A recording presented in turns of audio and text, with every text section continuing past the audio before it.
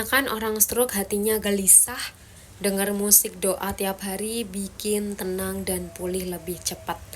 Waktu itu ini diterapin sama Paman Ari yang kena stroke juga.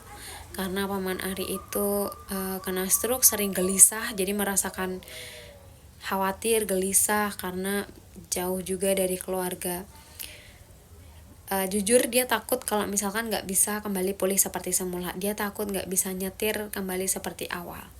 Nah, untungnya waktu itu banyak juga saran dan doa dari teman-temannya juga, bahwa denger rekaman doa atau kayak nasyid itu tiap pagi 10 menit aja. Dan waktu itu Paman Ari itu bikin pikirannya lebih tenang, pikirannya lebih jernih, lebih tenang, dan waktu itu stresnya juga berkurang. Dan waktu itu temennya itu juga ngerekomendasiin kalau mau cepet pulihnya itu pakai herbal aja yang lebih alami.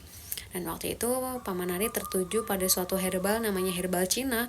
Di sini aku kayak ngerasa aku nggak tahu lagi kalau Paman Ari nggak nemu herbal itu bakal kayak gimana.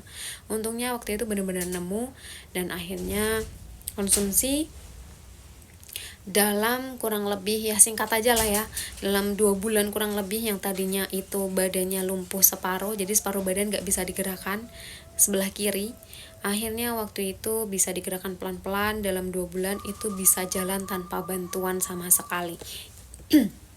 Jadi benar-benar udah bisa jalan sendiri. Dan waktu itu aku kayak, wah Masya Allah banget nih, ternyata bisa ya. Dan di 3 bulan kurang lebih konsumsi itu Paman Ari benar-benar udah pulih normal, udah kembali seperti semula, bahkan gak kelihatan kalau dulu itu pernah kena stroke.